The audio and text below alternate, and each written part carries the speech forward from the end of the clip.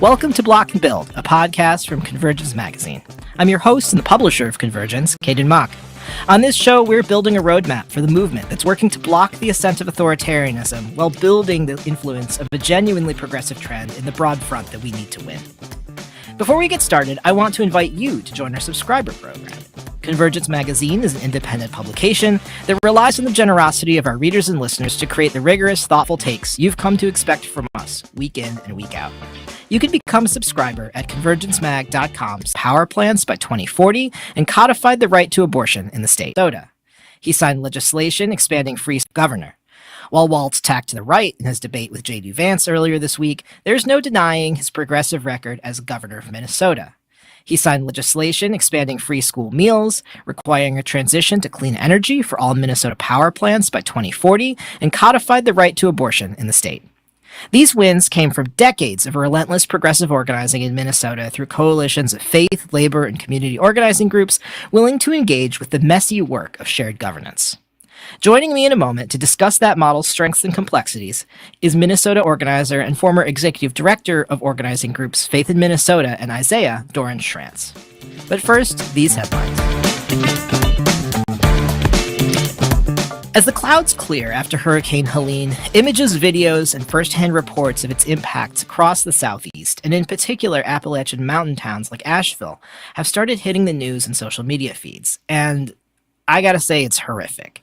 As information trickles out, we're seeing heartbreaking and infuriating stories about people caught by surprise by the storm, as well as the obstinate refusal of capital to adapt to the demands of climate change.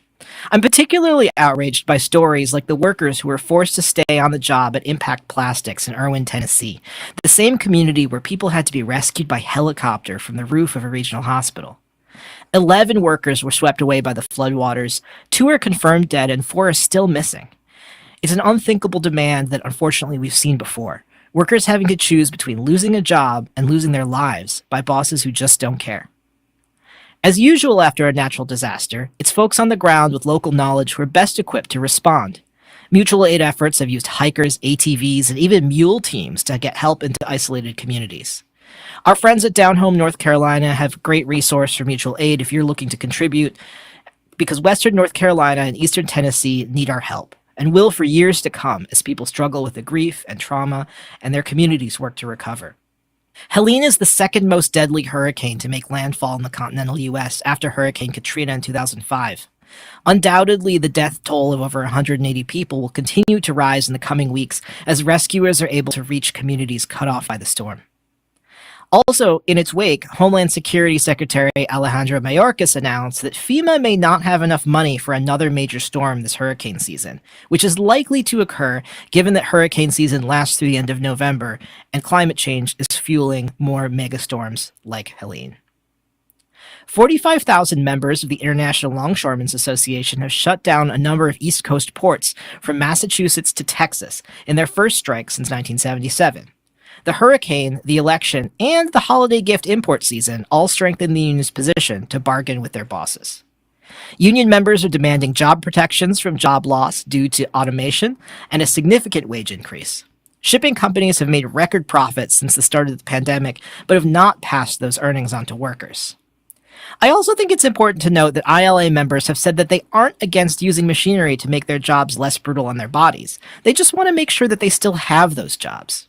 Even with containerization and automation, longshore work is hard, and these workers put in long hours to make sure the products that we rely on, from bananas to medication, get to our local shops. Hi, folks. This is producer Josh jumping in. Update on this story between the time we recorded it and the time of publication. The dock workers have returned to work, reaching a tentative agreement that port operators will receive a 62% wage increase that extends that contract through January 15th of next year. However, bargaining continues otherwise, so we will keep an eye on this story.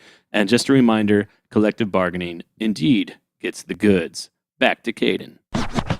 U.S. District Court Judge Tanya Chutkan unsealed filings from Trump's federal criminal case regarding the January 6th coup attempt. In 165 partially redacted pages, records indicate the Trump campaign operatives attempted to undermine the integrity of the election in key swing states. They also provide much evidence that Trump himself was fully aware of the situation on Capitol Hill on January 6, 2021, including when he personally called for rioters to go after Mike Pence.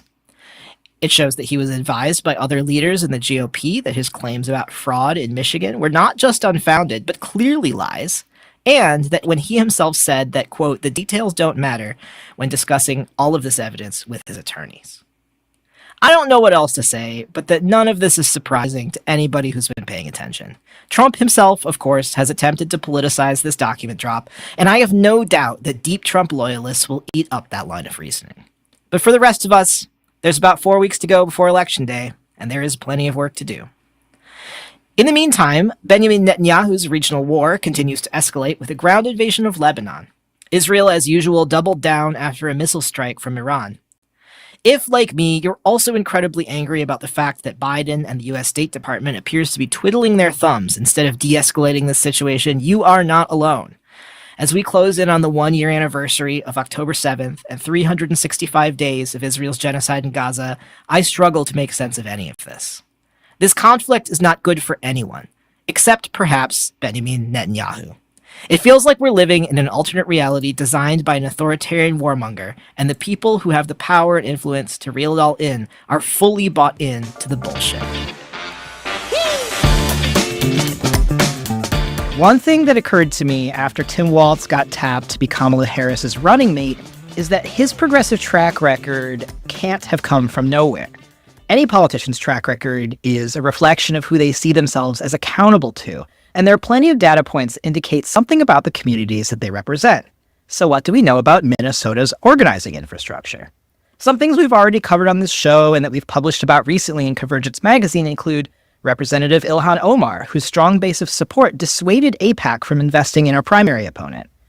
She hails from Minneapolis, and we've seen the Minnesota Uncommitted campaign organizers turn out a very strong showing. Organized labor has made significant wins in the state in the past decade, and of course the Twin Cities became a locus of organizing during the uprisings after the murders of George Floyd and Philando Castile. To take a closer look and a longer view on what makes progressive policy possible, I'm really grateful to be joined today by Doran Schrantz, who previously served as the executive director of Isaiah and Faith in Minnesota and remains a senior advisor to Faith in Minnesota and is also the director of their PAC. Doran spent over 2 decades at Isaiah, including leading the organization for 12 years, as well as co-founding Faith in Minnesota, their C4. She's someone who's seen firsthand a lot of the on-the-ground work that led to this moment. Welcome, Doran, and thank you for making some time to chat with us today. Thank you. Thank you so much for having me. Awesome. Well, I mean, we could probably start anywhere in the historical timeline, but I'd love to ground our listeners a little bit in a place and a time. So I'd love to start with a little background about where you think what a lot of people call the Minnesota model got started. Obviously, this, is the kind of infrastructure that takes a really long time to build out. And you've got a long view of the work, but could you help us situate a little bit of the origins of this moment for our listeners? Sure. So, as you said, I have been organizing and part of organizing movements and campaigns and political work in Minnesota for 22 years, actually. And I really started in the state in 2002, and it was the same year that Paul Wellstone was running for his second term as senator, and tragically, the great progressive senator. Yes. Yeah. So a lot of people have heard of Paul Wellstone, and we do in Minnesota have a history of progressive, grassroots-oriented public officials and campaigns that become nationally known. We kind of like punch above our weight class on that front. So I got to know, I didn't, get to know Paul Wellstone very well. My husband actually worked for his campaign. And when he died, tragically, in that experience for myself, but also for like thousands and thousands of people, of both the experience of mourning his loss. I think for a lot of people, it was for the organizing and movement infrastructure and labor movement in the state. How do you replace Paul Wellstone? And I think there was a recognition of how much infrastructure, how much connections, relationships, and infrastructure was actually built up around the rise of Paul Wellstone. So it's like there was a COACT, which was a community-based organization. Coming out of that, of his campaigns, Wellstone Action, which a lot of people, it was actually formed after he died, but it was a theory of grassroots campaigns and organizing that got spread all over the country. So he has a huge legacy. Yeah, I actually think I have a copy of Politics the Wellstone Way on my bookshelf. Yeah, it's Politics the Wellstone Way. Yes, exactly. So there is in our history and experience, I just want to name this, like there is in the history and experience of people in Minnesota of like civic infrastructure, grassroots organizing, that can have a political impact. That regular people organizing themselves can have a significant political impact. But after he died, there was a Republican sweep. So that election that he died, Tim Pawlenty became the governor. Norm Coleman won that Senate race. There was a pretty big shift in the state legislature. So my experience, and I think a lot of other people's experience coming out of that election, and then the kind of national vibes that were going on around that year, we went into Grover Norquist, got all the Republican legislators to sign a no new tax pledge. If you think carefully about the history of conservative infrastructure in the United States, in the 2000s, there were these patterns. It was almost like packages of policy that were replicated state by state. And it was a very state-based strategy. So they cared a lot about state legislatures. You know, it's like how many state Republican candidates can we get to sign a no new tax pledge? And so then there was a sense that that agenda and platform was on the march in our state. And then I'll skip forward a little bit because I know you're asking for more recent history. But it's important context. I know, it's very important context. So for me, and I think people in my generation, that was both a shock and a wake-up call.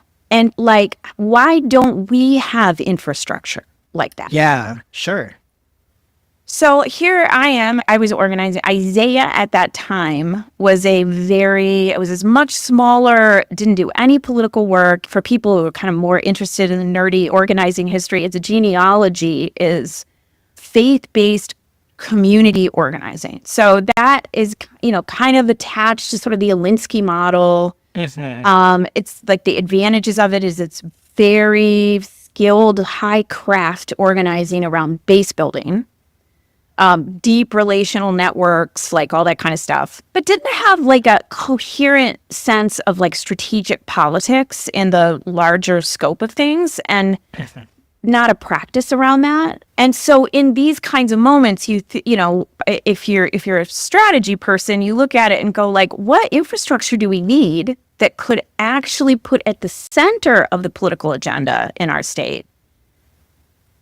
Like labor rights and the public good and raising taxes on rich people. So all these things that we think we want to do are so far away from the Overton window and political possibility in 2002, 2003, 2004, 2005.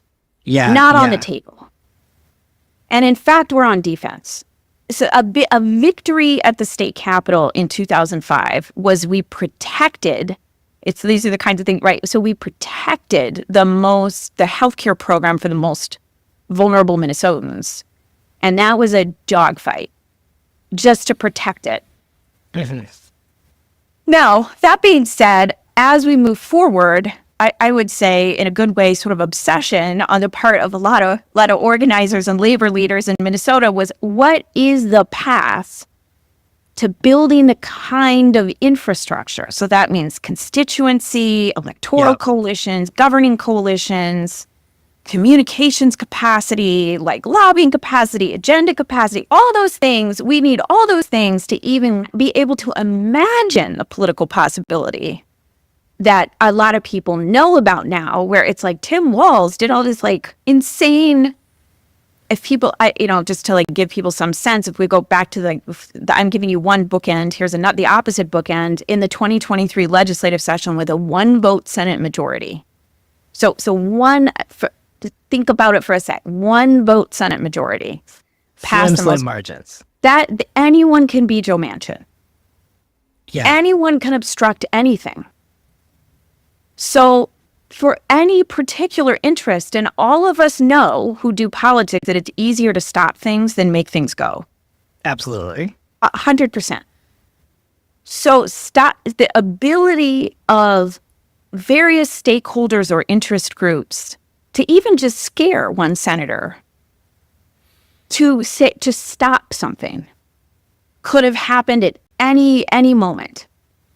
So that with that 1 vote majority, which was not like our Senate, the 34 Democrat DFL senators, I just also want to say one more thing. They're not all Bernie Sanders. Sure. They run the gamut, I'm sure. Right. And yeah. For your listeners, they're not Ilhan Omar. Okay. Right. They're not. So it was it's a broad range of people coming from constituencies and Senate districts that you would not classify as like deep blue or highly progressive constituencies in those Senate districts. So we passed the most progressive paid family and medical leave, I think, bill in the country. Paid earn sick and save time. I won't go into all the details. You could do a whole episode just on this. The labor package that went through, the like pro-labor, pro-worker organizing, non-compete ban. One thing that's like incredible structural reform is SEIU Healthcare got an industry standards board for nursing home workers. Like that is literally saying that the union and the industry and the state have to sit at the same table to negotiate. Yeah. About wages and working conditions. That is a new structural form for worker power and worker democracy. It's not, and that's not, no one's written about that. Yeah, no, it's like this. I feel like 100% clean energy, environmental justice package, criminal justice reform, like a transgender refuge state, universal school meals, $4 billion for education. One that's close to my heart and I worked on really closely was a $1 billion investment in childcare with raises for childcare workers. Wow. We have a huge childcare organizing project, new department for children and human families that consolidates all those programs, adds a huge investment to it, built an advisory table for childcare providers and teachers to be at the table. It's not quite an industry standards board, but we've got that glimmer in our eyes. If you look at the list of, enshrining reproductive freedom in state law, like thing after thing after thing, and it kind of blew even 6 weeks, about 4 weeks into the legislative session, the Star Tribune, which is the most prominent newspaper in our state, had this headline that was like, their hair was blown back. It was like, they're like Wall administration and DFL majority are passing the most progressive platform in a generation. Yeah. Okay. So we went from what I just described about no new tax pledge to that, and it is 20 years. But I would say the real bookend is the last 10 years. We've only had 2 trifectas in Minnesota State in the last 40 years of Minnesota State history. One was in 2013 and one was in this recent one. And we all also lived through the 2013 trifecta. So after all this work, you get a moment. And the primary message from our legislature, the majority at that time, was we have to be careful about overreach. Which I feel like we hear all the time, right? Is like when we have power, people don't want to use it. When we have power, we have to hedge. Yeah. It's like hedge our bets. And we could have a long conversation about why that is the instinct on the part. I don't want to say this in like with any kind of, it's important to understand why people have the political thoughts they have rather than immediately judging them. Right. So for sure. You know what I mean? So I think the thinking is that the imagined voter in the minds of a Democrat, especially if you're looking in the rearview mirror, we lived through Reagan. If you're in that generation, the peak of Democratic power is Clinton's strategy. So it's like the imagined voter is a moderate voter who doesn't. I mean, this is like, I just think to myself, it's like Democrats really don't believe that voters like them or their policies. Mm-hmm. So we have to hedge, and we have to almost cloak what it is we really believe so that we can win again. And if you have that theory, if that's your political paradigm and framework, then everything that people said made sense. And then I think the second thing that was going on in the context of Minnesota is a memory. I personally consider it romanticism about a lost past in which moderate Republicans and moderate Democrats came together to get things done in like smoke-filled rooms and made life good. Sure. You know? Yeah, this is the bipartisan. It's the bipartisan. Fantasy. It's the bipartisan romance. Yeah. I think it's popular. It's popular with a lot it's of people. popular to this day. Yeah, totally. Because I think the truth is, I think a lot of voters do want that. Yeah, they want a government that feels effective. I think that's at the core. I think that's a very good point you make. I think people want to feel like government gets things done, and they don't want to feel like there's gridlock or logjam. And then the narrative about partisanship gets put to it's like that's what's getting blamed for the gridlock. Yeah. As opposed to like anyone who's on the inside knows like what's really going on. You know?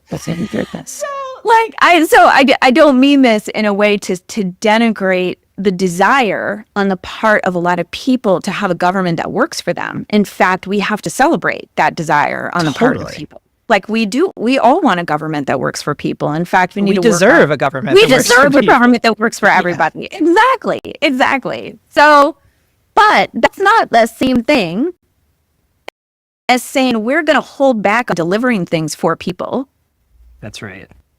Which actually is making government not work for people, because there's what I think is a misunderstanding of what it is voters are saying and thinking, or people, I hate calling people voters, where people are saying or thinking about what they want their government to do for them.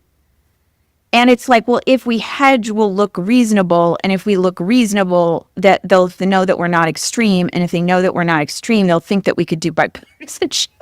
And maybe the government won't work, you know? This analysis and this read tracks for me personally also, that I feel like it's something, it's like it speaks, I'm just like, I want to like savor this for a second, because it speaks to, weird. I think, the experience of having, I think actually like Palestine is a great example of this, where people on the left are like, why are you like this?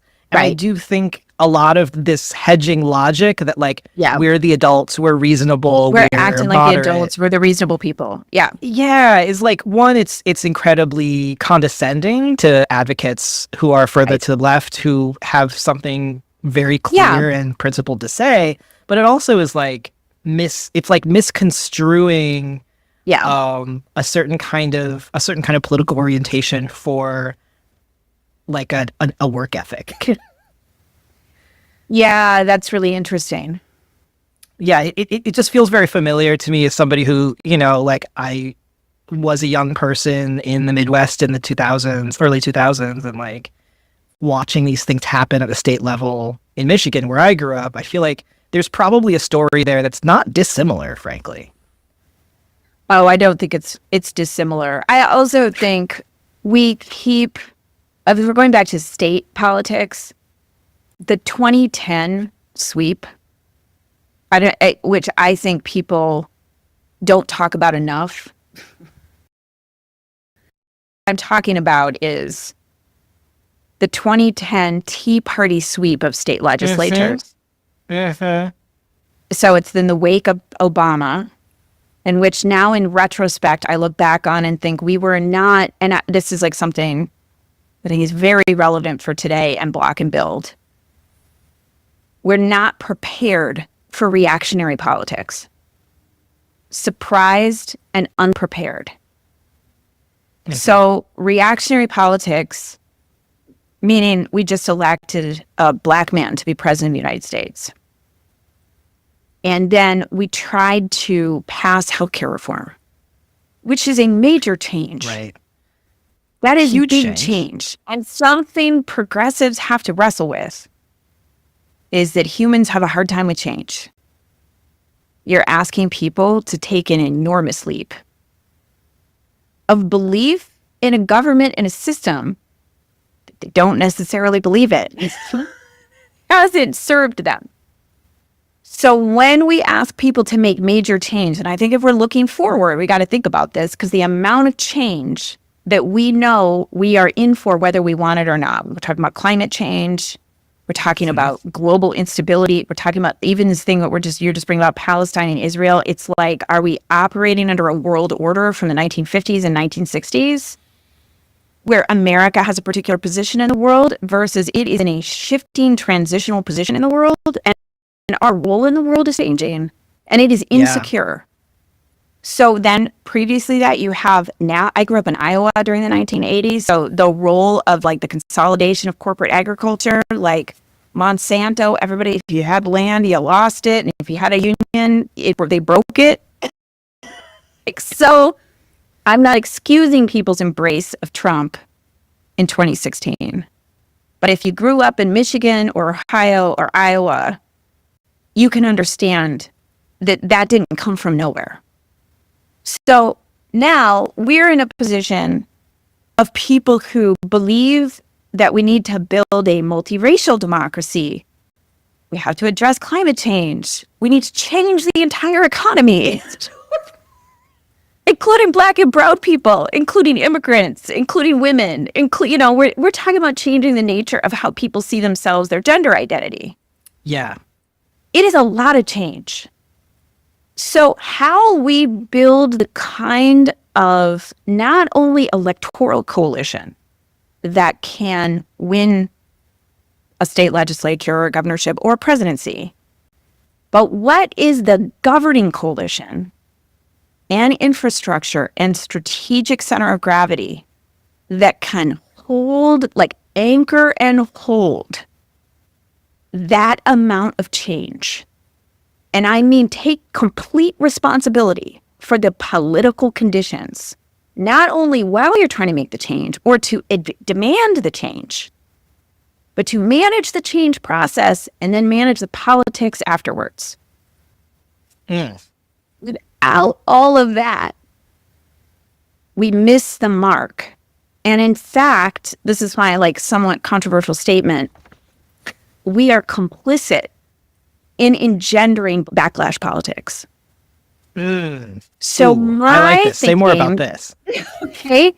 I'm not saying it's unintentional. I'm not saying we want backlash politics. I'm saying, of course, without a full and complete appreciation for the kind of power that has to get built and what the purpose of that power is, and with an appreciation for how much we are asking both our elected officials, people who are policymakers, people who are in the political system, agency officials in government.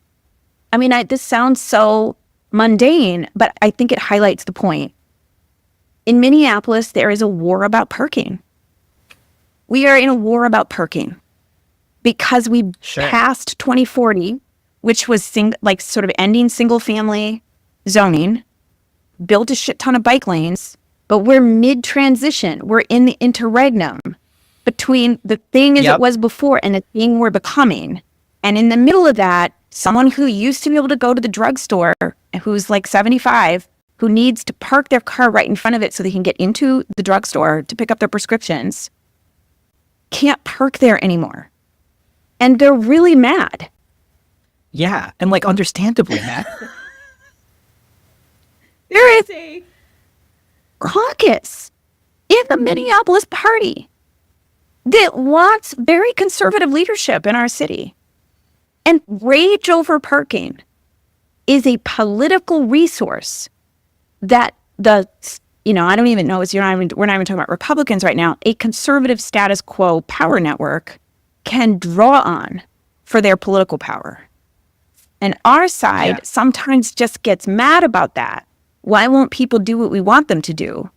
Instead of say, how are we going to politically navigate the transition from one place to another politically?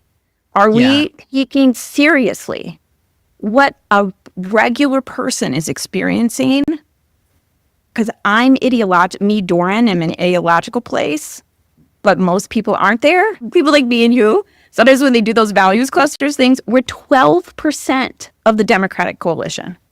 Right. Think I don't think a lot of people who are in that 12% realize that we are 12%. They don't know that they're not the base. Yeah. You're not the base. You're part of it. Mm-hmm. So anyway, I'm saying all that. That is like mega analysis. But if we're talking this is about fascinating. multiracial democracy versus authoritarianism. This is a political resource for authoritarian instinct. It is like there is so much change. I feel insecure. Like I don't feel good about what's happening. I feel uncertain. Because democracy is an invitation to uncertainty, whereas authoritarianism, and I mean, look, no matter how much Donald Trump acts like a psycho, there's something weirdly certain that he's offering. Yeah. He knows what he's about, even if what he's about is like absolutely aberrant. Yes, exactly. So there's so part of what we go back to this like Minnesota model thing, and I'm going to say we means Isaiah and Faith in Minnesota. We means set of labor partners. We means other grassroots partners and organizations. I don't want to imply in any way that I was single-handedly. It's not true. It's been like a collective group project. But a lot of the analysis that we started to have coming out of 2016, the 2013 trifecta experience that just nobody was satisfied with. So it was like we didn't get the agenda we were looking. I mean, good things happened, but it's like that, including a set of legislators and public officials. Like it just like that was not it. And then we lost anyway. They lost anyway. So we didn't pass driver's licenses. We didn't do restore the vote. We like gave people a tax cut, all that kind of stuff. But it didn't matter. We lost anyway. So those lessons then with Donald Trump almost won Minnesota. It was about 40,000 votes. That was the margin. So it was a less than 1% margin. So that was like a shockaroo for a lot of people. And then coming out of that, I think the question that became an orienting question was in the fight, in the struggle. MAGA is a faction of American politics that has existed for a long, long time. And we have to build the resilience and support for multiracial democratic governing in the state of Minnesota. And we need more people who want to join Team Multiracial Democracy, both in terms of politics like elections and in terms of policy, than be tempted by this other thing that's being offered to them. And so what are all the apparatus required to construct the multiracial democratic governing power in that context?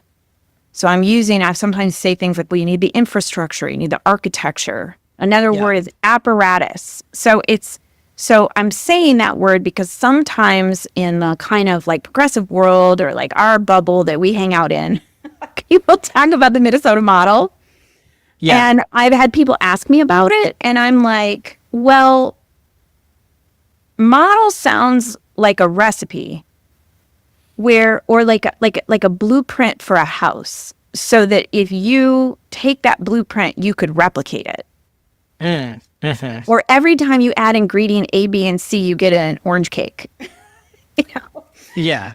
As opposed to what is the I wrote these words down. What are the strategic capacities that are required that share a strategic and power-oriented North Star, whether it's communications or grassroots organizing or policy development or political like campaign work, that leadership across all those sectors share an analysis and an orientation, meaning people with influence in those places. And there are forms and apparatus that get organized and disorganized based on form follows function. Right.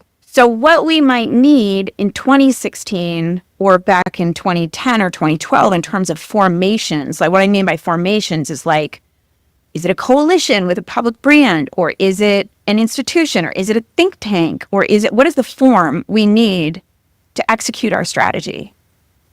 And actually, if you map the last 10 or 15, there's multiple forms, but there's a through line of leadership and a set of priorities, like strategic priorities, like and a clear shared North Star, if that makes any sense. Yeah, for sure. That it's like, it's more than just like saying we need a particular vehicle for a thing. It's actually like, or how like do we this assess one organization is going to solve this problem, or this one election is going to change everything, or we have an alignment table that has this name, and we need just to get more people at it, which means we'll have more power. Not necessarily. Yeah. There are things that small teams can do that big teams can't. Yeah, totally. We've had a lot of rehearsals about different forms, and then I think there's been leadership in place. Like I, think of myself as a long-time leader. There's also people like Javier Murillo is a long-term leader. Elian is a long-term leader. Like people have been in different positions on the field, so to speak. Yeah. But you know what I mean? Like, so, but the quest, or like people who were organizers who, like, I think about someone whose name is Liz Olson. She was an organizer in northern Minnesota. She became a legislator. She started a kind of organizing-oriented legislative caucus in 2018 called Minnesota Values Project, which I think was the engine for the 2023 legislative wins. And she, was that by the time we got to 2023, Liz Olson was the chair of Ways and Means. Yeah, I remember hearing her talk about her move from organizing to becoming an elected, and I was very impressed with a lot of the like insight that she brought to that. She was like that, and then she brought her experience as an organizer, which is thinking about things in terms of relationships, networks, and power, as opposed to just like authority and position. Yeah. So she thought not just in terms of positional power in the context of building legislative coalitions, and built kind of strategic hubs where she socialized, she and a set of other people socialized a whole orientation towards governance inside the Minnesota State Legislature. And of course, the Speaker of the House, Melissa Hortman, was like completely on board. So, but like that, it's like that is an example of what focusing on leadership, strategy, organizing, and power over time produces that's hard to capture in a single media article. Do you know what I mean? Like, I do. I think one of the things that has helped me think about things like this is like there's a difference between like a psychological story and a sociological story. And so much of our storytelling about politics is still psychological, right? Whereas in reality, popular politics is a sociological story. That's about these like dynamics that you're describing, and this like longer view, and the institutions that we build, and the way that humans work together. Yes, the way that humans work together. Yes. Yeah, and it's not about like one person doing a great thing. Exactly. There are many people doing great things. There are many people doing great things, and how do the great things like lock together to many create people something? are acting as nodes, connectors. Like they're seeking, it's dynamic. You're seeking options and opportunities. Like there's this sociologist who I followed. I'm sure you should interview her at some point. Her name is Hari Han. She's helped me a lot, like put words on some of this. And, some of what she talks about is like this, that we don't want to, invest in a program, like a thing. What you need for politics and power to change is strategic capacity. So not everything is always uncertain. Like we don't know what's going to happen in this election as much as people on Twitter would like to tell you that they Oh no. Everybody thinks they know. It's all dynamic. So there's patterns, there's trends, there's things we can use to predict or make better bets or worse bets, those things like that. But ultimately, like people in collectives are making strategic decisions in motion, in dynamics. Right. So that's actually how politics works.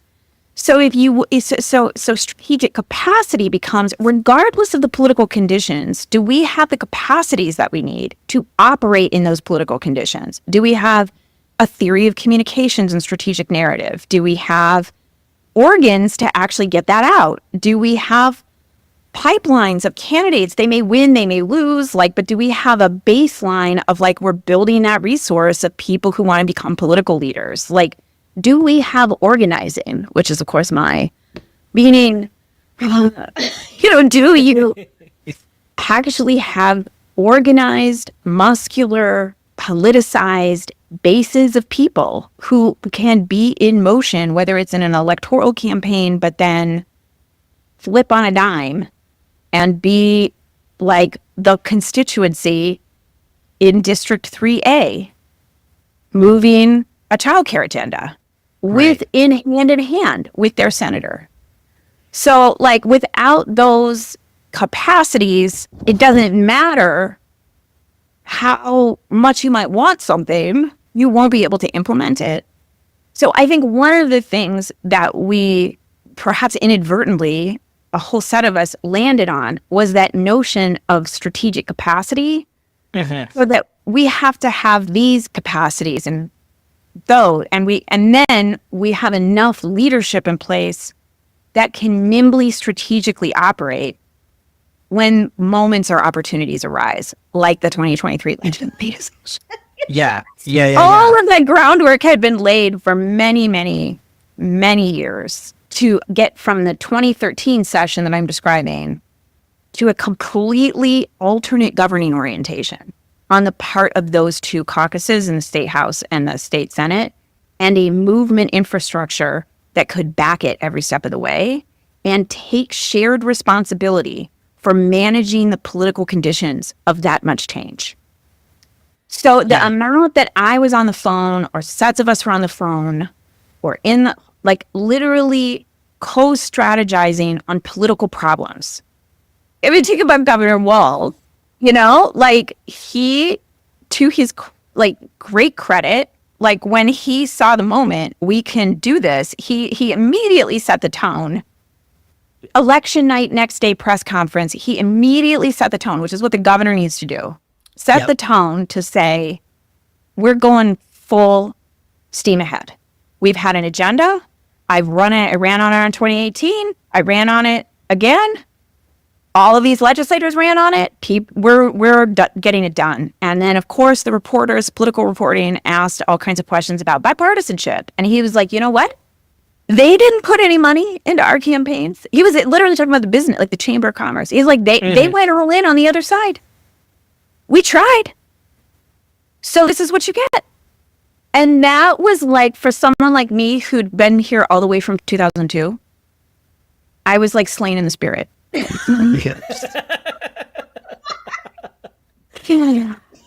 I mean, but also all the way through, there was all kinds of problems. This is a very concrete example. To Minnesota Chamber of Commerce said, day 2, our number one enemy is paid family leave. We're going to pull out every stop to say no to that. And their power analysis was there's a 1-vote Senate majority. All we got to do is get one senator. Right. They activated the power of the Chamber of Commerce in a legislative context is not usually what people think it is. The power of the Chamber of Commerce is not their checks they write. It's the local grassroots chambers in every Senate district. And those local chambers, they had a meeting in every Senate district with 50, 60, 70 local small business owners out of their minds angry. Now, if you are a senator who won with 150 votes and you have 50 small businesses in your district, now those people, they're not just small business, they talk to other people. They're community influencers. Right. They totally matter. Yeah, especially because a lot of those businesses are the kinds of ones that are front-facing. Yes, they get they're customers. front-facing. They've got a window. Local restaurant. It's the hardware store. It's now some of those businesses are like United Healthcare. Right. For the advantage of their infrastructure is what I just described.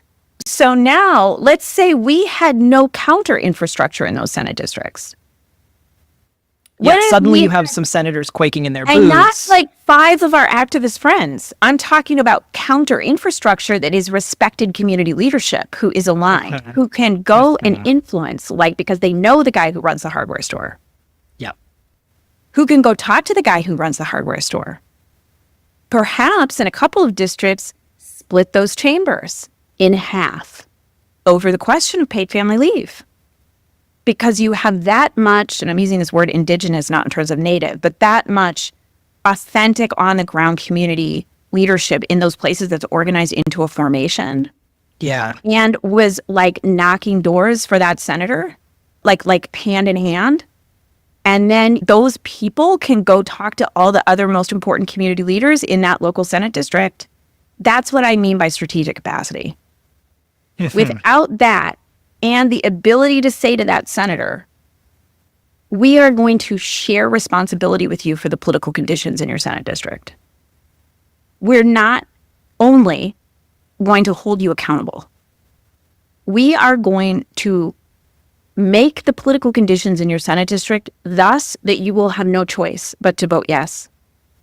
Watch us do I it. think Sure. Yeah. I think one of the things I really want to pull out here is the way in which the strategic capacity thing is kind of it's about accompanying your champions.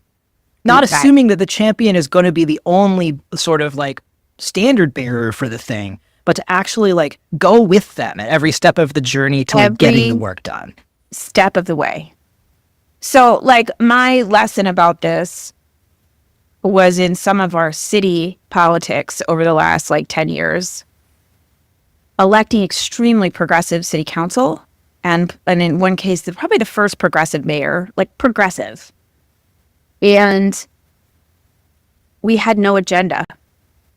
It was like, we elect you, and then you're going to do the things.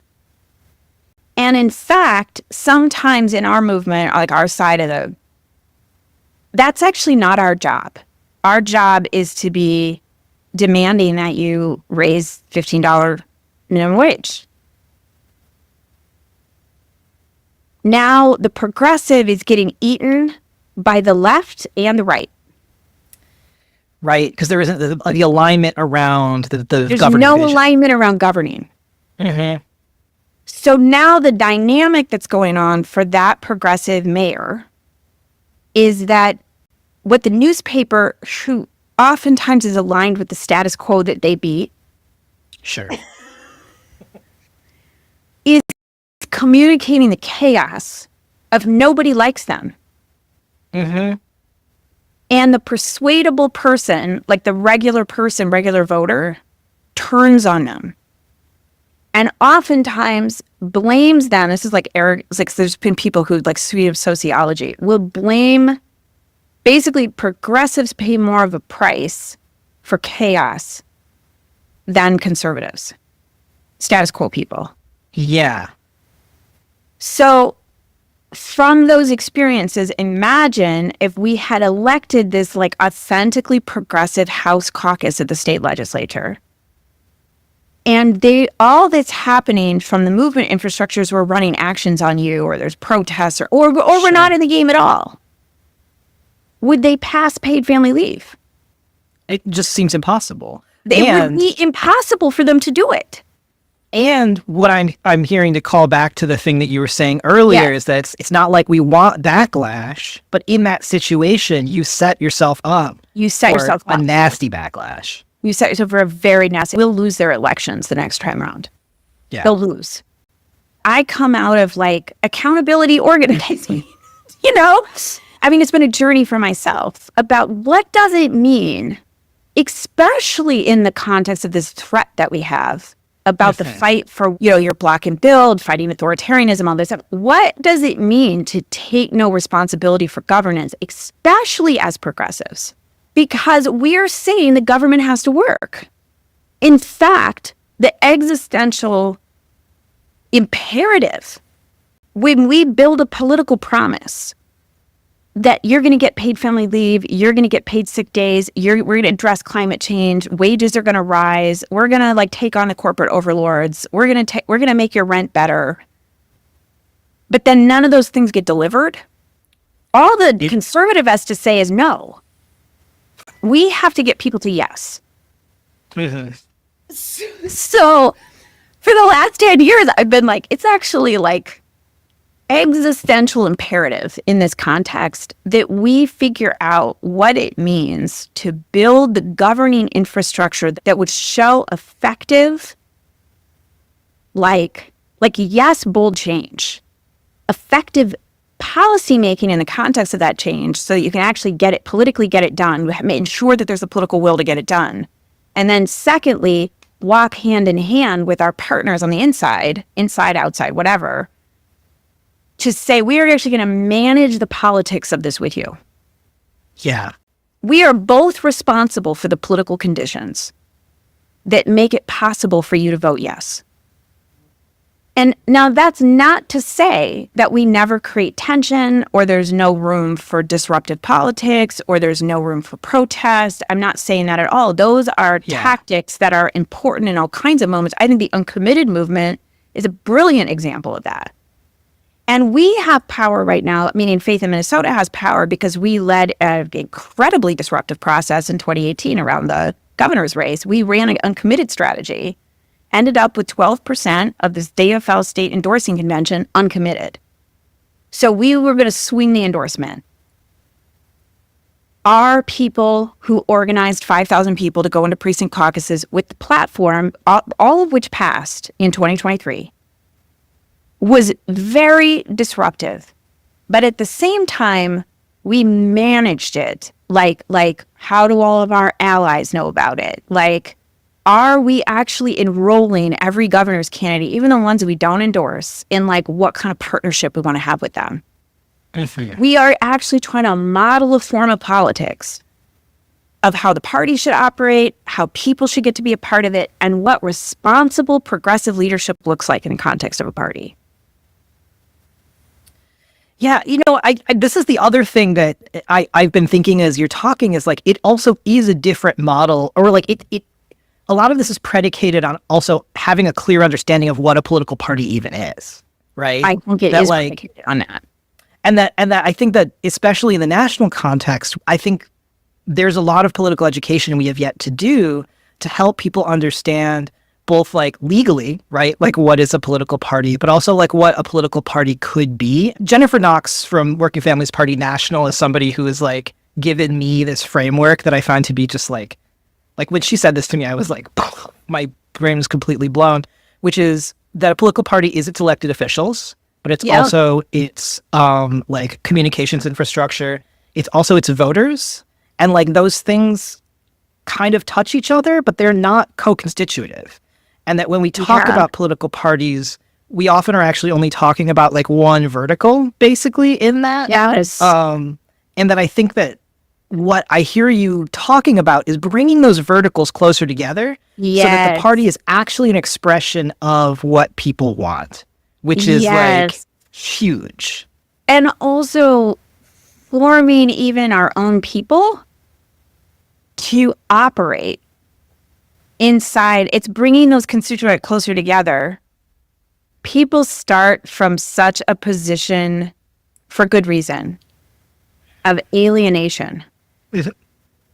So moving people from alienation to a sense of agency is deep practiced organizing work, which is like another thing I think we need to name about like how do people, and it's the party is a great example. I think it's also a legislative session.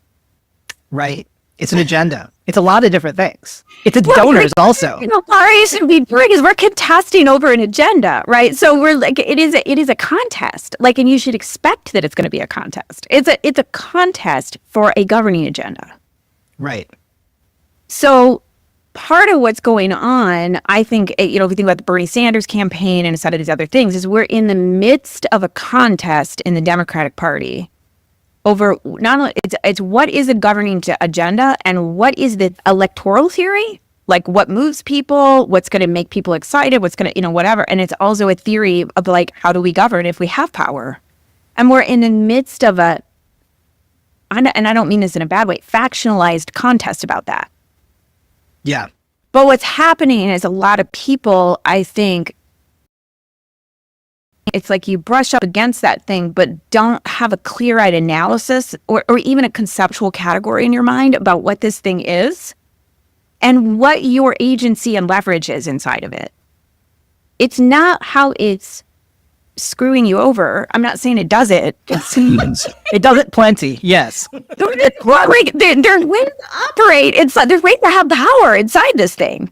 Like you can learn how to have power, and having power then is a constructive orientation. Now you have freedom to do a bunch of things. Right. You're not protesting it. You have freedom and you have rights and responsibilities in relationship to this thing. Same in a legislative context. Everyone has rights and responsibilities. So, like, I think the other thing that we are, and Hari talks about this a lot, I just think in general in wider movement, it's like, how are we forming our members, our, like, organizers, our activists around these questions and what it means to have agentic power orientation towards all these entities and to accept a shared responsibility for the consequences. Essentially, what does it mean to actually wield power? Yeah. like in real life.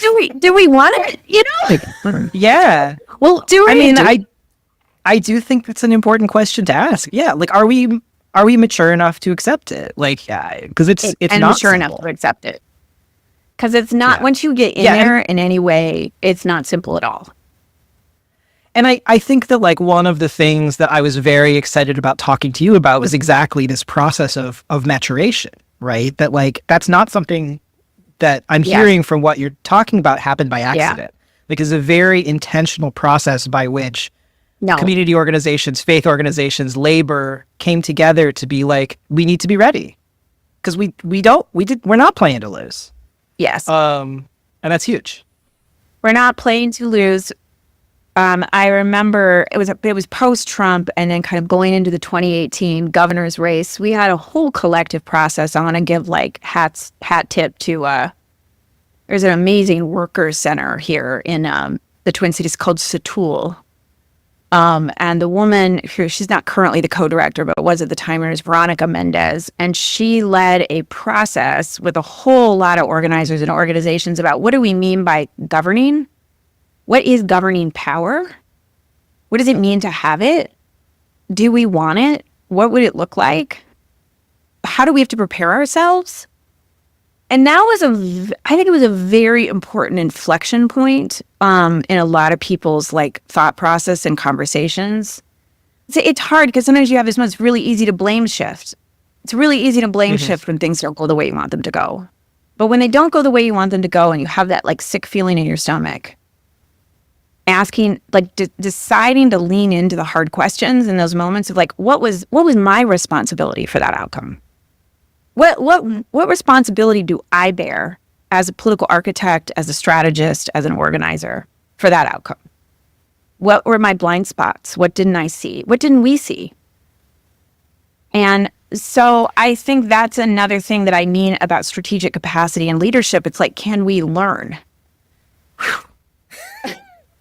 That's such a simple but spicy question. Yeah. Can we learn? Yeah. Because if we can't learn and adapt, then you repeat stuck patterns over and over and over again. Like for me personally, I would get to moments and I would just be like, I am stuck. We are stuck in a loop. And I could be like, it's because of them. It's because of the donors in the Democratic Party, or it's because of the corporate overlords, or it's because we got sold out. Whatever. Yeah. Or it could be like, we didn't have enough power to do X, Y, or Z. Why? Why not? And that is a space of tremendous it takes a lot of courage, but it also is a space of a lot of creativity if we can embrace it. Like, yeah, I can imagine a lot of our listeners being like, wow, that's scary. Because it is. Like, I feel it, right? I'm like, ooh. We don't like change. You don't like change. So we're in a battle with ourselves about whether we want power. We're in a battle with ourselves about whether we ourselves are willing to change. Yes. And that is actually I would argue for democratic politics. If we're trying to build multiracial democratic power politics, we have to become resilient to adaptation, uncertainty, and change. Because that's what we're in for the next 25 years. That's right. I mean, I think the thing that's wild about it too is it's like, this is actually a lot of like, just like what it means to be alive stuff. I know. Right? Like, that's why I love politics. It's like about the like concrete work of building power from the ground up. But it's also about, I think, you know, at the risk of sounding a little corny, like kind of an evolved understanding of how humans operate in societies that I think is like, it feels evolutionary in some way to me, in that it's like moving away from this sort of like static understanding of the balance of forces and into something that like really sees people as whole people. Yes. In our like weird lizard brain selves, in our like traumatized selves, exactly. You know, that like there's something that is like, it's almost like I would call what the model you're describing like almost like trauma informed organizing, right? I agree. That really I don't necessarily call it that. Yeah, but that's something that like keeps popping for me, that I'm like, there's something about the way that you're talking about people. Yeah. Everybody, like from elected officials to literally community leaders to just like regular human beings who care about their communities, that like the way that you're describing their thought processes and the way they relate to each other is holistic. Yes. It's grounded. And I think that there's a lot to learn there. Yeah. I do believe, I mean, like, so this is like a big leap. I don't know if it sounds corny, but it'll like reveal my nerdiness. I've read a lot of political philosophy, and I'm talking about like the old school political, you know, like Aristotle or, you know, things like that. Yeah. And one thing that struck me at a certain point, which is very different than political science, which we could have a whole conversation about, like the scientification of politics, which is in my mind, like, you know, technocratic, efficiency, outsourcing, human agency, all that, blah, blah, blah, blah. Okay, but like... Data-based in a way that's maybe data-based, whatever. very like market, people are like automatized. I hate it. Anyway, so the point is, a lot of political philosophy, where it starts is, what's a human being? Yeah. What is a human? What is a human being? And what do human beings need? And from that first principle, we build politics.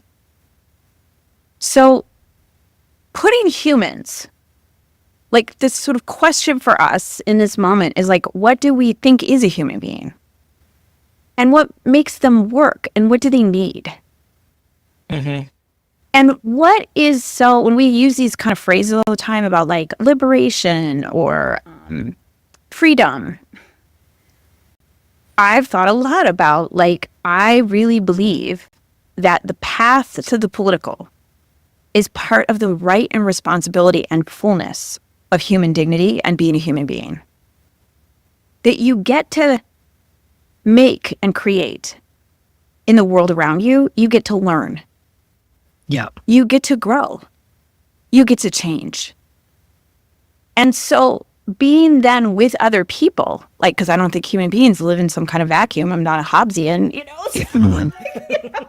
Like, human beings realize that experience in the context of being in relationship with others. Mm-hmm. So and that relationship with others is not just communitarian. It's like we are building a political community in which I get to grow and you get to grow. I get to change and you get to change. I get to learn how to take responsibility, and so do you. And we're going to like challenge each other about that so that we can grow and experience agency. And so, but as someone who is a political architect, like someone who gets to create a space in which something like that happens, which could have some impact and consequence in the world, which I think is imperative for me to do, because I don't think agency means anything if you can't actually make anything happen. Yes. So the responsibility of Isaiah and Faith in Minnesota is to make sure that people who participate to discover their own agency, something fucking happens in the world. Because they conference. Right. So how do we take full responsibility? And then I think what we're doing in the wider politics is like, this is why I feel so urgent about this question about governing, is like, if people do not have the experience in which they believe their expression of the political in the world around them matters, it doesn't work. It's all corrupt and broken. Nothing I do matters, or nothing anybody else does matters. It's cynical. And it's on purpose that people are told that. Yep. So how we battle that is you have to insulate enough like space where people can discover and experience as human beings their own agency. Community with others. We need lots of vehicles for people to be able to do that. And then we have to make politics work. It has to work. Yeah. And if we on the quote unquote left, or progressives, whatever you want to call the blob of us who are like left of center, I don't know what your ideological, whatever. So, and to be honest, in my orientation, I kind of care about that and I kind of don't. For me, the imperative is, how are we making democratic, resilient agency, governing, delivery? I had the experience that I got to do something. It happened. It made my life better. I'm going to do it again. That is a huge part of what we need for Block and Build. That's right. So that means people like me who are in positions like I'm in, or organizers, have to think a lot harder about how we're making it actually work. And take a lot more responsibility for it. Damn. I think that, like, to wrap up this conversation a little bit, like, I do want to, like, bring us back to the moment that we're in right now. And I really appreciate the way that we've, like, woven this framework of Block and Build through your reflections. But thinking about the moment that we're in now, and, like, I think what's really interesting to me is the way in which now Tim Walz is a vice presidential candidate. We're seeing, like, one, more national interest in what has been built in Minnesota, but also, like, I'm curious about what you think about the ways in which this model may already be kind of like trickling up into the national discourse. Yeah. Right? Like, what do you like, and what are your dreams about the sort of ripple effects of this, right?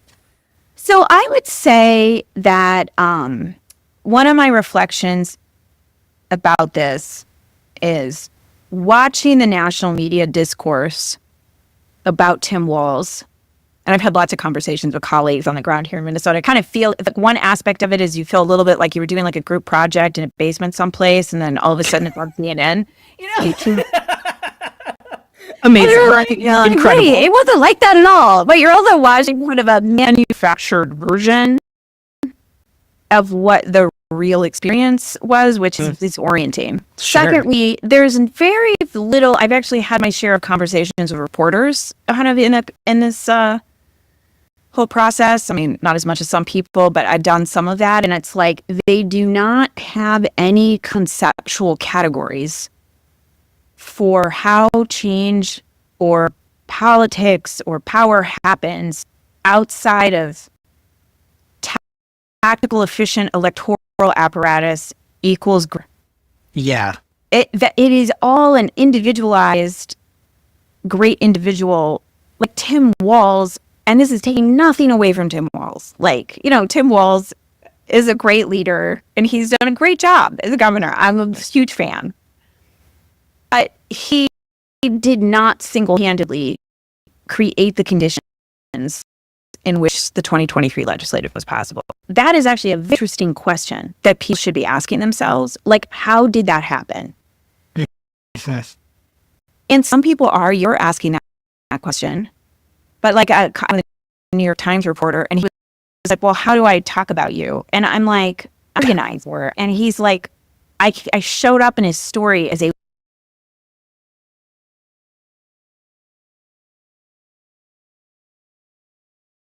Walls allied operative.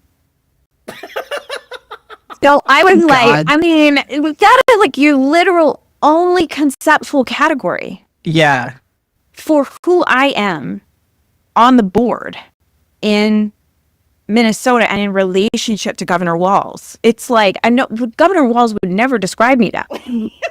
Well, how would you ever describe someone? I would never describe myself that way, but I understand where he's coming from, and it was like created a lot of jokes on, you know, like other guys like, I'm now a Walls Island operative.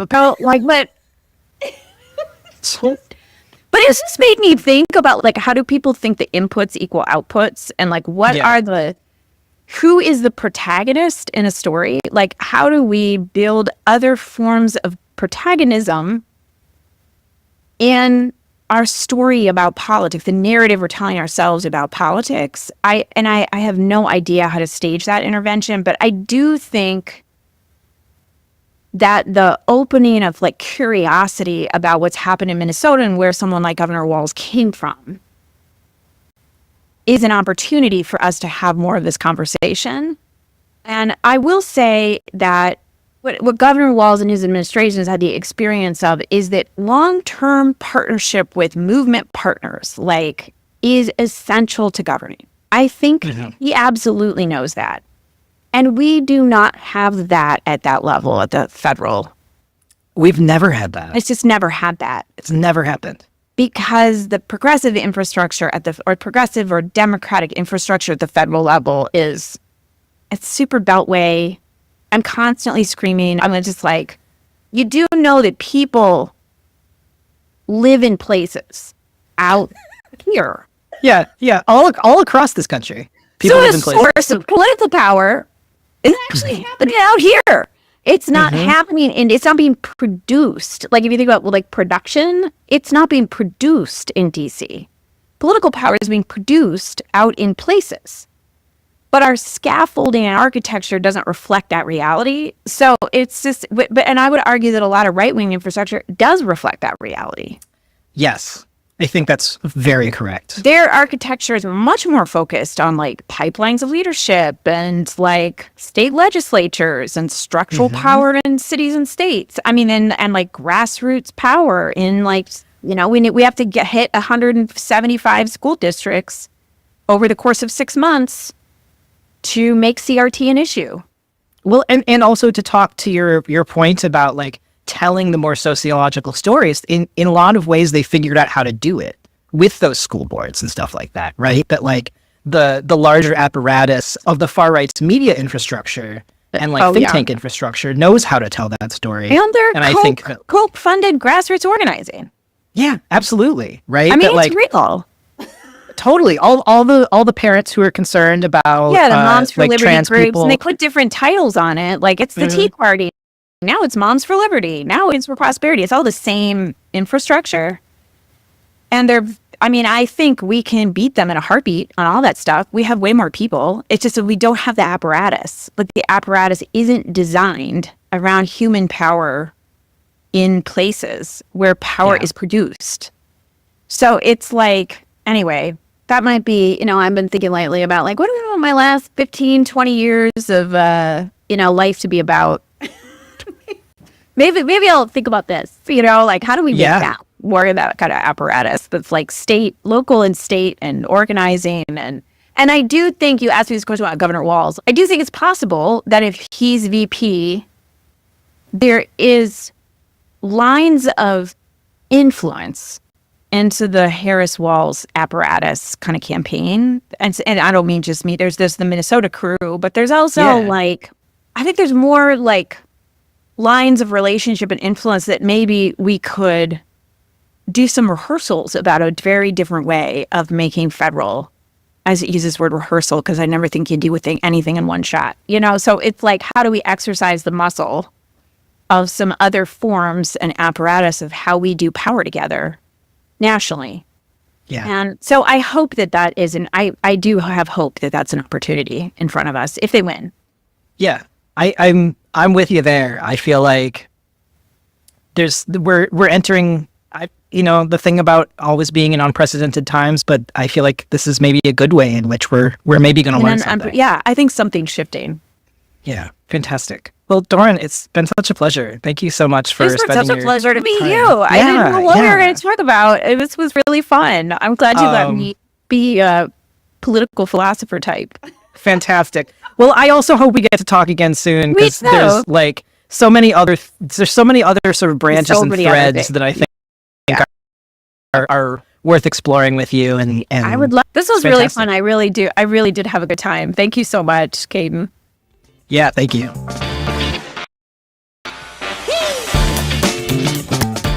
This election season, we are pleased to be featuring stories from the field from people who are doing the hard work of getting the vote. I hear a lot from friends that they think canvassing is not for them, that it's hard, unpleasant, and it doesn't feel effective. However, we do know that canvassing, especially when canvassers take the time to really talk to people on the doors in a practice called deep canvassing, can really help people think more deeply about issues that affect them and can move voters from non-voters to participants. We have an audio diary from Danielle, a volunteer with Seed the Vote, about her experience on the doors in Arizona. While Danielle talks about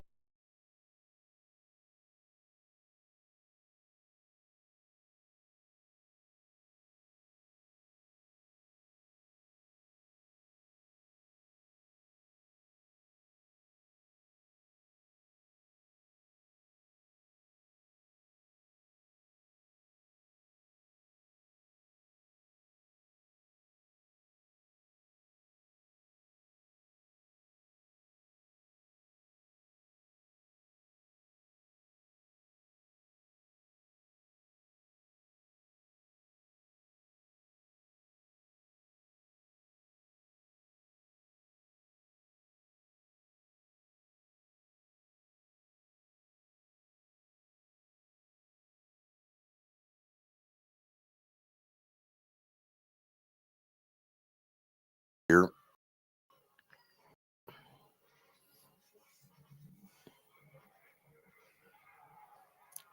So she's a senior strategist at Community Building Strategies, and we'll go there in a minute. Founding director at the Organizing Lab at the State Power Fund, and then executive director at Isaiah. There's a couple other people involved with this type of stuff too, but Faith in Minnesota executive director. So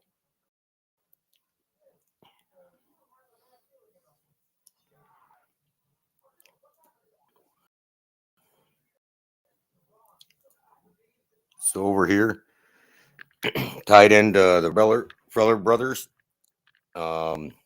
Democracy Power Initiative Innovative Fund. And you have Doran Schrantz here. So she talks about it and all the other organizations she's been a part of. How Isaiah and Faith in Minnesota was pivotal in the 2023 Minnesota Miracle. Okay. And all that jazz. Oh,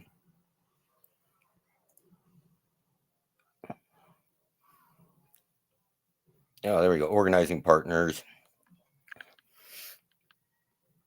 So here's their organizing partners. They have multiple different states. These are all the people out there protesting and do all the stuff. They're tied into Indivisible and all that too. Okay. The research partners are down here.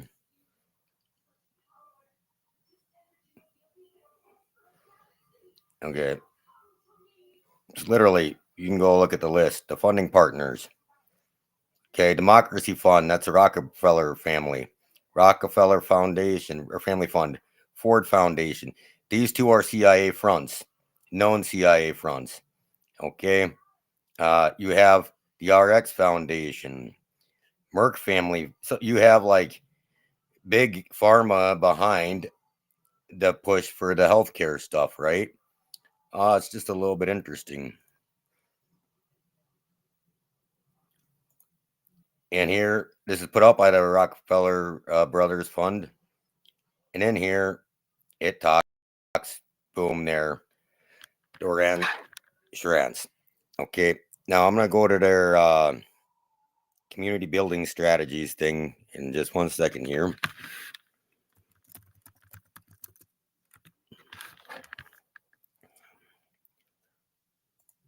Here we go. Okay.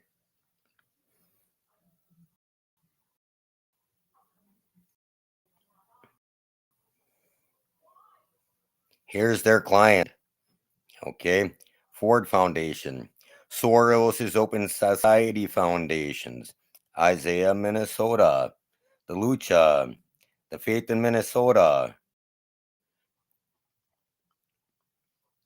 Okay. And then you can just keep on going. Okay. Have some in different states. Oh, Education Minnesota is one of her clients. Interesting. So all these programs are funded by the Rockefeller. You have the CIA guiding education in Minnesota. So I'm not sure what the CIA coup that they're doing is, but it's obviously a CIA coup. These grassroots stuff isn't grassroots. I have no clue what they're doing, but maybe we should stop the CIA coup. And Iran-Contra never ended. This is obvious. You guys have a good day, and we'll go over more a different day.